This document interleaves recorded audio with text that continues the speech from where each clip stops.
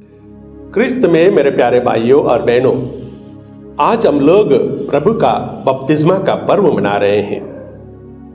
एक राज्य का एक राजा बहुत ही ज्यादा डोमिनेटिंग थे। वे चाहते थे कि उनकी प्रजा केवल उनको ही सर्वस्व माने। वे यहां तक कि सोचते थे कि लोग ईश्वर को या किसी देवता को भी उनसे ज्यादा ना माने। इसलिए उन्होंने बहुत कोशिश की कि देवी देवताओं के मूर्तियों को नष्ट करना और लोगों के सामने अपन देवता है इस प्रकार प्रकट आना उन्होंने कोशिश की थी। फिर भी उनके राज्य के बहुत सारे लोग एक देवता को मानते थे, उनके पुरखों का देवता, और वे उस देवता को राजा से भी अधिक मानते थे। इसलिए राजा काफी परेशान थे कि किस प्रकार इस देवता को लोगों के बीच से हटा दें, लोग उन्हें भूल जाएं। इसलिए वे अपने राज्य के 3 ज्ञानियों को बुलाते हैं और उनसे सलाह लेते हैं, सलूशन मांगते हैं कि किस प्रकार उस देवता को वे छुपा सके ताकि लोग उस देवता को भूल जाएं। एक ज्ञानी ने बताया कि हम लोगों के उस देवता को कहीं ऊंचे पहाड़ में रख दें, बहुत ऊंचे पहाड़ में, ताकि लोग वहां तक नहीं पहुंच सके। परंतु राजा को यह सलूशन पसंद नहीं आया। राजा ने तुरंत कहा, नहीं, कहीं ऐसा ना हो लोग अपना परिवार, लोग अपना काम, लोग अपना घर, आसपास के जो भी चीजें हैं उन सबको छोड़कर पहाड़ पर ना चढ़े, अपने देवता को पाने के लिए खोज में ना निकले। इसलिए यह सॉल्यूशन ठीक नहीं है। दूसरे ज्ञानी ने बताया, क्यों ना हम उस देवता को समुद्र के नीचे, बहुत ही नीचे पाताल तक छुपाकर क्यों ना रखें, ताकि लोग वहां तक नहीं पहुंच पाएंगे। तब राजा ने कहा, यह भी सॉल्यूशन ठीक नहीं है, यह भी सुझाव ठीक नहीं है। हो सकता है लोग ढूंढते हुए वहां तक पहुंच जाए, अपना कामकाज भूल जाए। तब तीसरे ज्ञानी ने राजा को यह सलाह दी, कहा, You should hide the people's God somewhere in their everyday lives. There they will never find it. हमें उनके देवताओं को उनके बीच में ही छोड़ना चाहिए, हाइड करना चाहिए, ताकि लोग अपने दैनिक जीवन में उसे भूल जाएंगे। क्रिस्त में मेरे प्यारे भाइयों और बहनों, Emmanuel means God is with us. ईश्वर हमारे साथ हैं। बहुत बार हम लोग इतने व्यस्त रहते हैं कि यह जानते हैं कि ईश्वर हमारे साथ है, और इसलिए ईश्वर को हम लोग कैजुअली लेते हैं, भूल जाते हैं, व्यस्त रहते हैं, इसलिए ज्यादा ध्यान नहीं देते हैं। आज का पर्व प्रभु का बपतिस्मा का पर्व है। आज का शीर्षक है कि ईश्वर मनुष्य बनकर एक साधारण जीवन जीकर हमारे साथ रहे। इसलिए प्यारे भाइयों और बहनों, आज का पर्व, बपतिस्मा का पर्व, बहुत ही महत्वपूर्ण पर्व है। जब हम लोग बपतिस्मा ग्रहण करते हैं, तब हम ईश्वर के पुत्र पुत्रियां बन जाते हैं। बपतिस्मा ग्रहण करने के साथ ही हम कलीसिया के सदस्य बन जाते हैं। बपतिस्मा ग्रहण करने के बाद ही हम लोग अन्य संस्कारों को ग्रहण कर सकते हैं। साथ ही साथ जो व्यक्ति बपतिस्मा ग्रहण करता है वो आदि पाप से मुक्त हो जाता है। और हम लोग जानते हैं, प्रभु के अपने मिशन कार्य शुरू करने से पहले ही यूहन्ना बपतिस्ता ने लोगों को पछतावे का बपतिस्मा देना शुरू किया था।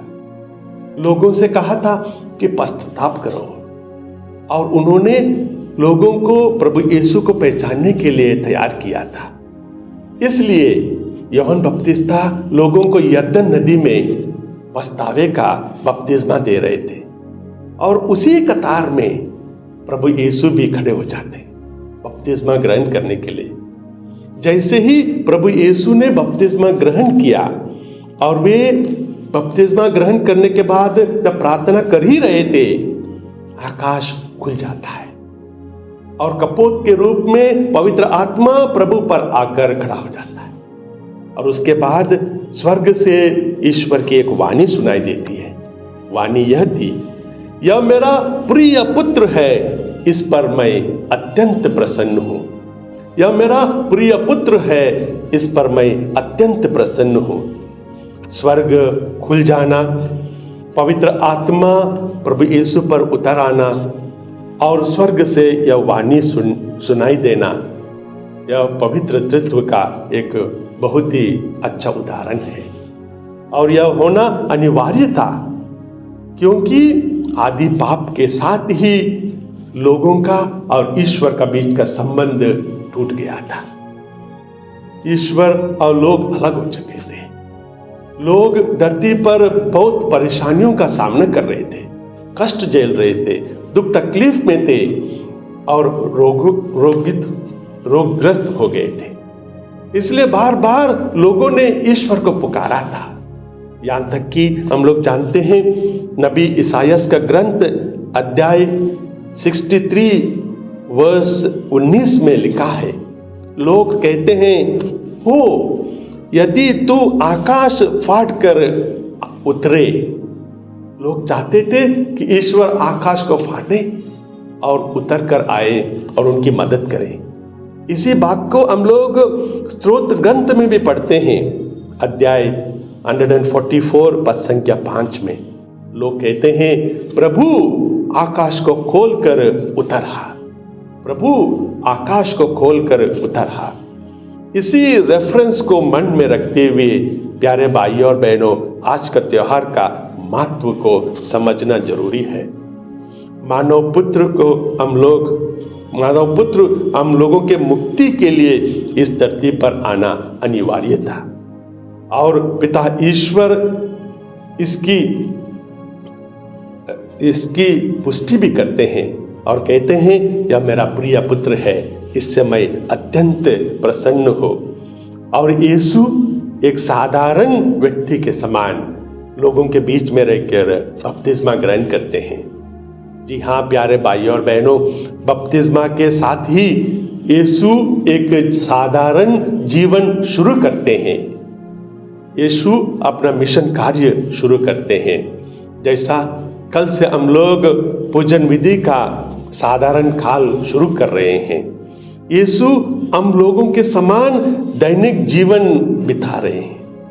दैनिक जीवन के जो कष्ट है, जो दुख है, प्रभु उसका भी सामना कर रहे हैं। प्रभु गली गली में, शहरों में, गांवों में जाकर लोगों को सुसमाचार सुनाना शुरू करते हैं। लोगों के बीच जाकर उनका दुख तकलीफ सुनना शुरू करते हैं। लोगों के सामने जाकर वे सुसमाचार सुनाते हैं। लोगों के दुख तकलीफों को दूर करते हैं, उनके रोगों को चंगा करते हैं, अपदूतों को निकालते हैं। शास्त्री और फरीसी जब उनका विरोध करते हैं, उसे भी प्रभु झेलते हैं और बहुत बार झूठे अपवादों का भी शिकार बन जाते हैं। इसी बात को आज के पहले पाठ में नबी इसायास कहते हैं, यरूशलेम के विपत्ति के दिन समाप्त हो गए हैं। यरूशलेम के विपत्ति के दिन समाप्त हो गए हैं, क्योंकि प्रभु स्वयं आ गए हैं और वे लोगों के बीच में अपना जीवन बिता रहे हैं।